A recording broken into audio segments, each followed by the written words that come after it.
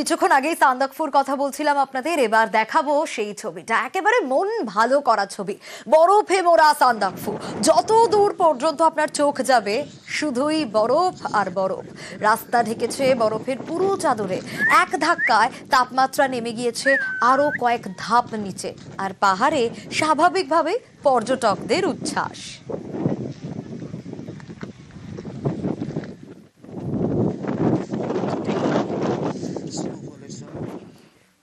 আর সান্দাকফু যখন দেখলেন তখন সিকিমও দেখতে হবে। সিকিমের ছবি আপনাদের দেখাচ্ছি, উত্তর সিকিমের ছবি আপনারা দেখছেন। তুষারপাতে আটকে রয়েছে পর্যটকদের গাড়ি। দীর্ঘক্ষণ আটকে থাকলেও আক্ষেপ কিন্তু পর্যটকদের একেবারেই নেই, কারণ তারা বরফে মাতোয়ারা। নর্থ সিকিমের লাচেন, লাচুং, 0 পয়েন্ট, সেখানেও বরফ। বরফ ইস্ট সিকিমেও।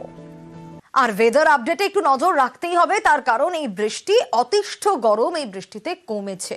উত্তর এবং দক্ষিণবঙ্গ দুদিকে বিক্ষিপ্ত বৃষ্টি, কিন্তু সান্দাকফু বরফে ঢেকেছে। বাঁকুড়ার সোনামুখী এবং কোতুলপুরে বৃষ্টি, আর তাতে কৃষকরা চাষে ক্ষতির আশঙ্কা করছেন। সাধারণ মানুষ তো স্বস্তি পাচ্ছেন, কিন্তু কৃষকদের মাথায় হাত। আবার ঝাড়গ্রামের দিকে যদি নজর রাখি, তাহলে এই বৃষ্টিতে কৃষকরা স্বস্তি পেয়েছেন। বাংলায় বসন্তে বৃষ্টি, একটানা গরমের পর রাজ্য জুড়ে স্বস্তির বৃষ্টি। শনিবার সকালেও বাঁকুড়ায় গায়ে চাদর, মাথায় টুপি, আর শনিবার দুপুরে সেই বাঁকুড়াতে রোদ ঝলমল। শনিবার ঝোড়ো হাওয়ার সঙ্গে দক্ষিণবঙ্গে বৃষ্টি। পূর্ব মেদিনীপুর, ঝাড়গ্রাম, নদিয়া, উত্তর চব্বিশ পরগনা, ঝাড়গ্রাম, পূর্ব বর্ধমান সহ একাধিক জেলার বিস্তীর্ণ এলাকায় বৃষ্টি হয়। বঙ্গের উত্তরেও বৃষ্টি।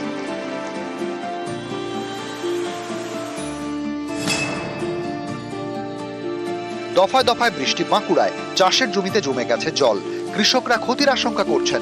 কোতুলপুর, সোনামুখীতে সবজিতে ক্ষতির আশঙ্কা। আমার ওই 2 বিঘের মতন সবজি ছিল, লঙ্কা ছিল, পটল ছিল, টমেটো ছিল, বেগুন কিছুটা ছিল। শিলের আশঙ্কা আছে শুনেছি, শিল হলে আপনার ঝিঙা, শসা এগুলো প্রচণ্ড হারে ক্ষতি হবে, এবং বাদামে জল জমে গেলে বাদাম গাছ নষ্ট হয়ে যাবে, পচে যাবে। যেই আলুগুলো জমা করে রাখা আছে, মানে খড় ঢাকা দেওয়া, সেইগুলোর তলায় জল ঢুকে গেলে খড়টা, সে আলুটাও পচে যাবে। একদিকে যখন বাঁকুড়ায় চাষের ক্ষতির আশঙ্কা করছেন কৃষকরা, তখন ঝাড়গ্রামের কৃষকরা বৃষ্টিতে স্বস্তি পেয়েছেন। জলের অভাবে মরে যাওয়া গাছগুলো বৃষ্টির জলে বেঁচে উঠছে। আমাদের ফসলও যেগুলো মরে গিয়েছিল, সেই ফসলটাও বৃষ্টিতে অনেকটা সতেজ হয়ে যাচ্ছে। কি কি চাষ করেছেন? আমি ধান চাষ করেছি, কুমড়ো চাষ করেছি। আর কত বিঘা? ধান করেছি 4 বিঘা, কুমড়ো করেছি 1 বিঘা। রবিবার দক্ষিণবঙ্গে বিক্ষিপ্ত বৃষ্টির সম্ভাবনা। 25শে মার্চ অর্থাৎ মঙ্গলবার থেকে তাপমাত্রা বাড়বে। 25, 26, 27, 28 এই 4 দিন কিন্তু পশ্চিমবঙ্গের কোনো জেলাতে কোনো বৃষ্টিপাতের সম্ভাবনা নেই। 23 তারিখ থেকে 24 তারিখ পর্যন্ত টেম্পারেচারের খুব বড় রকমের পরিবর্তন নেই। 25 তারিখ অনওয়ার্ডস ম্যাক্সিমাম টেম্পারেচার কিন্তু 3 থেকে 5 ডিগ্রি সেন্টিগ্রেড ধীরে ধীরে বাড়ার সম্ভাবনা রয়েছে। নিউজ 18 বাংলা। আর জাল ওষুধ নিয়ে সাধারণ মানুষের মনে এমনি আতঙ্ক তৈরি হয়েছে এর আগের ঘটনাগুলো থেকে। আবারও লক্ষ লক্ষ টাকার জাল ওষুধ উদ্ধার হলো। আর এই জাল ওষুধ কোথা থেকে উদ্ধার হয়েছে? এই জাল ওষুধ নাকি দূর থেকে এসেছে, কানপুর থেকে এসেছে বলে অভিযোগ করা হচ্ছে। টিটাগড়ের দোকানে জাল ওষুধ কিভাবে এলো, কোন কোম্পানির ওষুধ, আরো ডিটেইল এ বিষয়ে অভিজিৎ জানাতে পারবে। অভিজিৎ, বিগত দিনগুলোতে যে খবরগুলো সামনে এসছে এই জাল ওষুধ নিয়ে, তাতে এমনিতেই সাধারণ মানুষের মনে আতঙ্ক। আবারও লক্ষ লক্ষ টাকার জাল ওষুধ উদ্ধার হলো।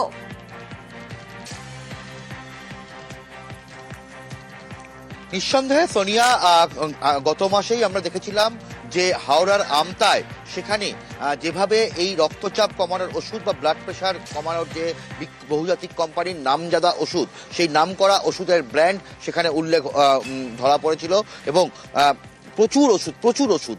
আর এবার উত্তর 24 পরগনার টিটাগড় স্টেশনের ঠিক পাশেই সেখানে শ্রী বালাজি এন্টারপ্রাইজ বলে একটি ওষুধের চেন রয়েছে, ওষুধ কোম্পানির চেন রয়েছে। তাদের গোটা রাজ্য জুড়ে বেশ কয়েকটি শাখা রয়েছে এবং রাজ্য স্টেট ড্রাগ কন্ট্রোল গোপন সূত্রে তারা খবর পেয়েছিল এবং ওষুধ কোম্পানিগুলো তাদের কাছে অভিযোগও করেছিল যে তাদের ওষুধ জাল হচ্ছে, এবং সেই মোতাবেকই তারা এই শ্রী বালাজি এন্টারপ্রাইজ টিটাগড় স্টেশনের ঠিক পাশে সেখানে তারা হানা দিয়েছিল। এবং সেখানে হানা দেওয়ার পর শুধু টিটাগড়েরই 4 থেকে 5টি দোকান রয়েছে, কোনোটা শ্রী বালাজি এন্টারপ্রাইজ, কোনোটি শ্রী বালাজি স্টোর, এরকম নানান নাম দিয়ে এই প্রত্যেকটি দোকান থেকে এখনো পর্যন্ত 38 লক্ষ টাকার জাল ওষুধ তারা হেফাজতে নিয়েছে, যার মধ্যে ব্লাড সুগার কমানোর জনপ্রিয় ওষুধ রয়েছে এবং ব্লাড প্রেশার কমানোর জনপ্রিয় ওষুধ রয়েছে। ব্লাড প্রেশারের ক্ষেত্রে কি বলা যেতে পারে, টেলমিসার্টান গ্রুপের ওষুধ রয়েছে এবং ব্লাড সুগারের ক্ষেত্রে মেটফরমিন 500 গ্রুপের ওষুধ রয়েছে। ফলে দুটি ওষুধই অত্যন্ত জনপ্রিয় ব্র্যান্ডের ওষুধ এবং জনপ্রিয় ওষুধের কোম্পানির ওষুধ, ফলে অত্যন্ত ভয়ের ব্যাপার। যদিও রাজ্য ড্রাগ কন্ট্রোল তারা আশ্বাস দিয়েছে যে তারা খুব দ্রুত আরো এই ধরনের যেখানে সন্দেহ হবে সেখানে তারা এরকম সারপ্রাইজ অভিযান চালাবে।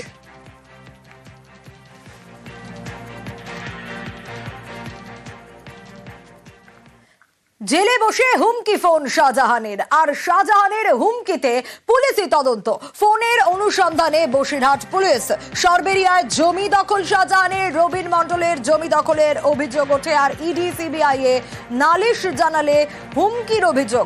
আরো ডিটেইল এই বিষয়ে অমিতের কাছ থেকে জানতে পারবো। অমিত, এই যে অভিযোগ উঠে এসেছে শাহজাহানের বিরুদ্ধে, আর এরপর ফোনের অনুসন্ধানে বসিরহাট পুলিশ, কি উঠে আসছে তদন্তে এখনো পর্যন্ত? রবিন মণ্ডল নাজার পিএসএ গিয়ে বা নাজার থানা থেকে যে লিখিত অভিযোগ করেছিলেন যে মফিজুল মোল্লার ফোন করে নির্দিষ্ট সময়ে রবিন মণ্ডলকে হুমকি দিচ্ছেন, এমনকি প্রাণনাশের হুমকি দিচ্ছেন শাহজাহান বা শেখ শাহজাহান সংশোধনাগারে বসেই।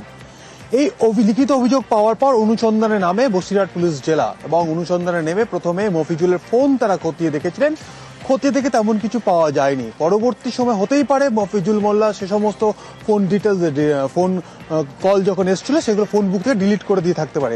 এই জায়গা আশঙ্কা করেই বসিরহাট পুলিশ জেলার তরফে মফিজুল মোল্লার যে মোবাইল নম্বর যেটি রয়েছে তার সিডিআর চেয়ে পাঠানো হয়েছিল প্রোভাইডারের কাছ থেকে বা সার্ভিস প্রোভাইডারের কাছ থেকে। সে সিডিআর ইতিমধ্যেই পুলিশের হাতে এসছে, এবং সেই সিডিআর খতিয়ে দেখার পর পুলিশ সূত্র থেকে যেটা জানতে পেরেছি যে সংশ্লিষ্ট দিন এবং সংশ্লিষ্ট সময়ে যে অভিযোগটা আনা হয়েছে সেই সময় কিন্তু কোনো রকম আননোন নাম্বার থেকে এই ধরনের ফোন আসেনি, বা প্রেসিডেন্সি সংশোধনাগারে বসে যে ফোনের কথা বলা হচ্ছে প্রেসিডেন্সি সংশোধনাগারের নম্বর থেকেও কোনো ফোন মফিজুল মোল্লার ফোনে আসেনি। বিষয়টাই খতিয়ে দেখছে পুলিশ।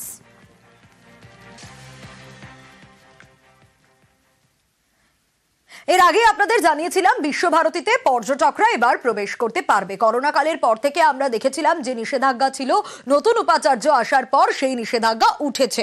বিশ্বভারতীতে পর্যটকরা যেতে পারবেন। পর্যটকদের ক্যাম্পাসে ঘোরার অনুমতিতে বেশ কিছু শর্ত রয়েছে। চলুন দেখে নিই কি কি শর্ত রয়েছে। ইন্দ্রজিৎ রয়েছেন আমার সঙ্গে, আরো ডিটেইল জানাতে পারবেন এ বিষয়ে। ইন্দ্রজিৎ, বিশ্বভারতীতে পর্যটকরা যেতে চান, সেক্ষেত্রে ক্যাম্পাসে ঘোরার জন্য বা অনুমতি নেওয়ার জন্য কি কি শর্ত রাখা হয়েছে?